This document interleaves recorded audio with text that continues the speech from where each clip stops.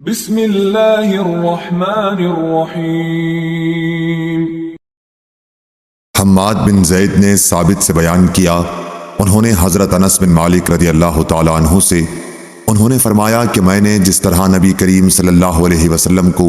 نماز پڑھتے دیکھا تھا، بالکل اسی طرح تم لوگوں کو نماز پڑھانے میں کسی قسم کی کوئی کمی نہیں چھوڑتا ہوں۔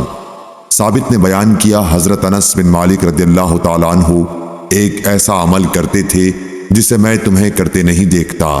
جب وہ رکوع سے سر اٹھاتے تو اتنی دیر تک کھڑے رہتے کہ دیکھنے والا سمجھتا کہ بھول گئے ہیں، اور اسی طرح دونوں سجدوں کے درمیان اتنی دیر تک بیٹھے رہتے کہ دیکھنے والا سمجھتا کہ بھول گئے ہیں۔ صحیح بخاری حدیث نمبر 821۔ شعبہ نے بیان کیا، انہوں نے کہا کہ میں نے قتادہ سے سنا، انہوں نے انس بن مالک رضی اللہ تعالیٰ عنہ سے انہوں نے بیان کیا کہ نبی کریم صلی اللہ علیہ وسلم نے فرمایا کہ سجدے میں اعتدال کو ملحوظ رکھو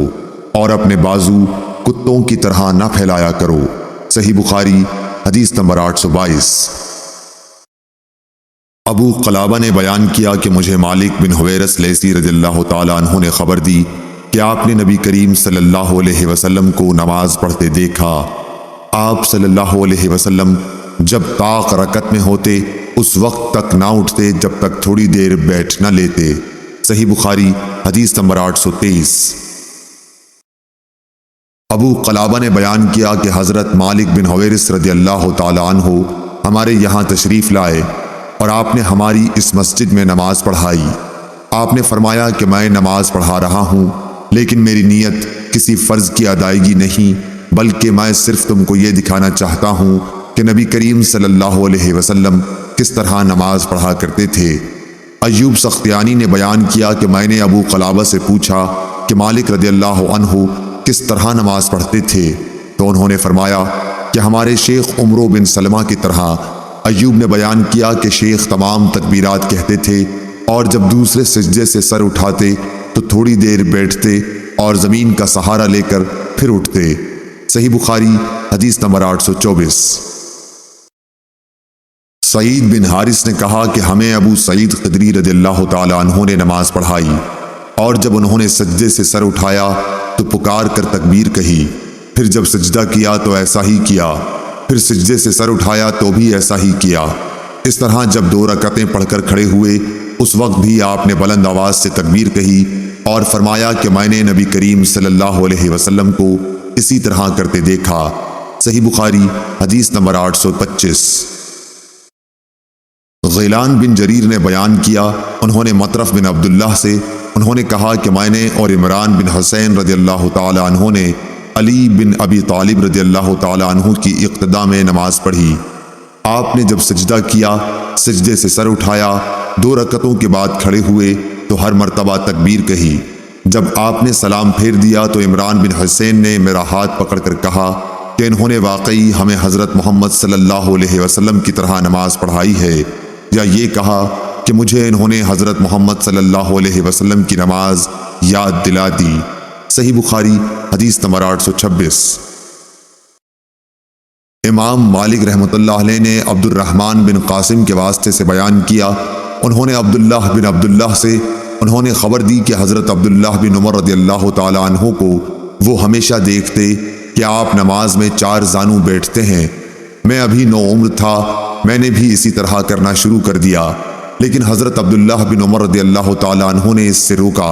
اور فرمایا کہ نماز میں سنت یہ ہے کہ تشہد میں دایاں پاؤں کھڑا رکھے اور بایاں پھیلا دے۔ میں نے کہا کہ آپ تو اسی میری طرح کرتے ہیں۔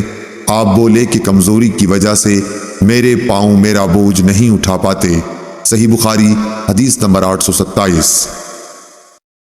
محمد بن عمرو بن عطا نے بیان کیا دوسری سند اور کہا کہ مجھ سے لیث نے بیان کیا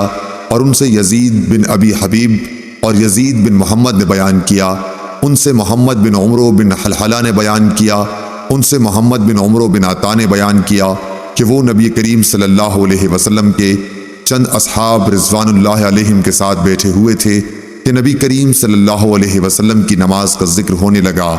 تو ابو حمید سعدی رضی اللہ تعالیٰ عنہ نے کہا کہ مجھے نبی کریم صلی اللہ علیہ وسلم کی نماز تم سب سے زیادہ یاد ہے۔ میں نے آپ کو دیکھا کہ جب آپ تکبیر کہتے تو اپنے ہاتھوں کو کندھوں تک لے جاتے، جب آپ رکوع کرتے تو گھٹنوں کو اپنے ہاتھوں سے پوری طرح پکڑ لیتے اور پیٹھ کو جھکا دیتے، پھر جب رکوع سے سر اٹھاتے تو اس طرح سیدھے کھڑے ہو جاتے کہ تمام جوڑ سیدھے ہو جاتے،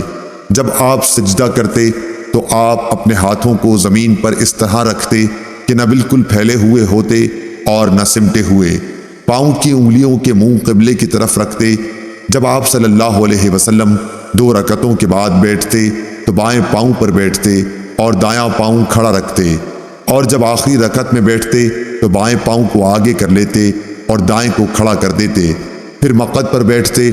لیث نے یزید بن ابی حبیب سے اور یزید بن محمد بن حلحلہ سے سنا، اور محمد بن حلحلہ نے ابن عطا سے اور ابو صالح نے لیث سے کلو فقار مکانہ نقل کیا، اور ابن المبارک نے یحییٰ بن ایوب سے بیان کیا، انہوں نے کہا کہ مجھ سے یزید بن ابی حبیب نے بیان کیا کہ محمد بن عمرو بن حلحلہ نے ان سے حدیث میں کلو فقار بیان کیا۔ صحیح بخاری حدیث نمبر 828۔